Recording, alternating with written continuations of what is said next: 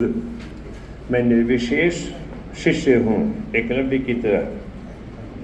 Professor आचार्य किरण कुमार थपलियाल जी का मैं शिष्य नहीं रहा, मगर हर सभा में मैं जाता रहा। ऐसे आज के अध्यक्ष, मेरे नायक, संस्कृत के नायक, मेरे कुलपति और मुख्य वक्ता आदरणीय बरखड़ी सर, संस्कृत साहित्य में परंपरा और समकालीन परंपरा और नवीनता के द्योतक उसको बनाए रखने वाले प्रयाग नयन मिश्र जी, इस संगोष्ठी में उपस्थित हमारे सभी मित्रगण, कीर्तिशेष दो महापुरुष प्रोफेसर अशोक कुमार कालिया और प्रोफेसर ब्रजेश कुमार शुक्ल जी से हमारे जो आत्मीय संबंध रहे, उनके परिजन, और प्रोफेसर ब्रजेश कुमार शुक्ल जी की माता जी से घंटों बात करने के लिए मैं राजेश के घर वृंदावन जाता था। वो इतनी सरल थी और उन्हीं का प्रतिबिंब ब्रजेश जी पे पड़ा था। और इस परिषद में मैं लगातार 25 वर्षों तक एक श्रोता के रूप में आता रहा, कभी नागा नहीं हुआ, क्योंकि प्रोफेसर बरखेड़ी जी जैसे वैदुष्य का प्रकाशन यहाँ समय समय पर होता रहा। जब उमानाथ रायबली में कभी होता था, ये संगोष्ठियाँ होती थी 25 वर्ष। अभी इसके बाद यह अंतराल हो गया कुछ विशिष्ट कारणों से। आज प्रोफेसर बरखेड़ी जी का व्याख्यान। संस्कृत में जब ये हमारे कुलपति बने तो हम सब ने एक सांस रोक के देखा कि क्या होता है, क्योंकि संस्कृत की परंपरा में बदलाव लाना एक बहुत मुश्किल काम है, जिसको इन्होंने कहा अभी कि ग्रीवा रो देते थे। उत्तर रामचरित में है कि पत्थर भी रोने लगा।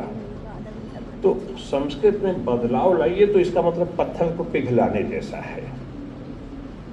बरखेड़ी जी के वही उत्तर रामचरित की मैं लाइन बोलूं संस्कृत में, न बोल के उस पर कि हजारों सूर्य हजारों चंद्र के रूप में इन्होंने उस स्थिर व्यवस्था को पिघलाया, नई बिल्कुल धारा निकाली, जो संस्कृत की लुप्त नहीं अदृश्य परंपरा रही है। जो अदृश्य धारा, सरस्वती की अदृश्य धारा, लुप्त धारा नहीं कहते हैं, अदृश्य धारा को इन्होंने प्रवाहित किया, तकनीकी के माध्यम से, सांस्कृतिक आंदोलनों के माध्यम से और साहित्यिक सामाजिक माध्यम से।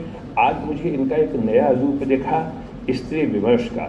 संस्कृत साहित्य में स्त्री विमर्श का ये पहला व्याख्यान आज आपके मुख से सुना गया।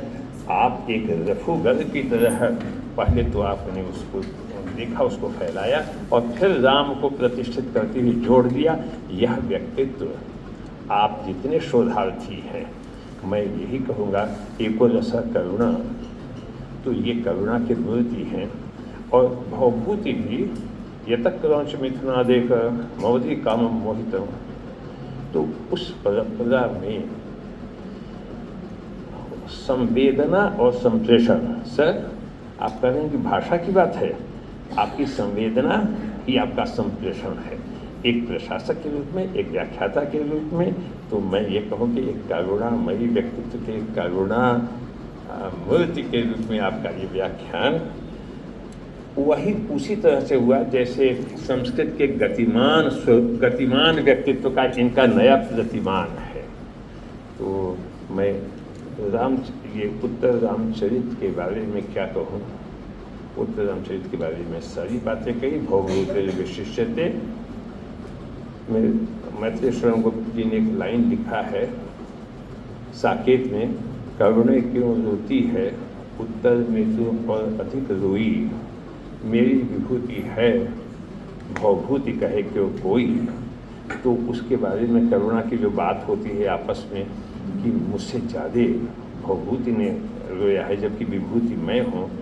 तो उत्तर रामचरित की जो विशिष्टता और जो नए संदर्भ आपने रेखांकित किए, उसकी विभूति आपको आज मिल रही है। संस्कृत साहित्य में एक पत्रकारिता के दृष्टि से मैं ये कहूँ कि समीक्षा की एक नई दृष्टि मिली है, और आप सब ऐसे दृष्टि संपन्न होकर जब आप लिखेंगे तो मुझे लगता है कि एक बहुत बड़ा काम होगा। संस्कृत में जो कहूँ कि रिसर्च का, संस्कृत में पुनर्पाठ का जो प्रस्तुति, पूर्व पक्ष और उत्तर पक्ष दोनों में कैसे एक वकील की हैसियत से, एक वकील में जितनी क्षमता होती है, उसी तरह से आज भभूति के बारे में, राम के बारे में, सीता के बारे में, उस समय की सामाजिक स्थिति के बारे में, और अंततः कि करुणा आज के समय में सबसे ज़्यादा महत्वपूर्ण है। जब समाज में दबाव बन रहा है, भौतिकता का दबाव बन रहा है, तो उस समय कैसे हृदय के कारुण्य को जागृत किया जा सकता है। मैं आचार्य बरखेड़ी जी के प्रति बहुत आभार व्यक्त कर रहा हूँ कि आज उन्होंने अपने इतने विद्यार्थियों के लिए, जो हम सब इसी तरह से बैठते थे, उनको एक नई दृष्टि दी है। नम्र राघवाय, बहुत बहुत धन्यवाद।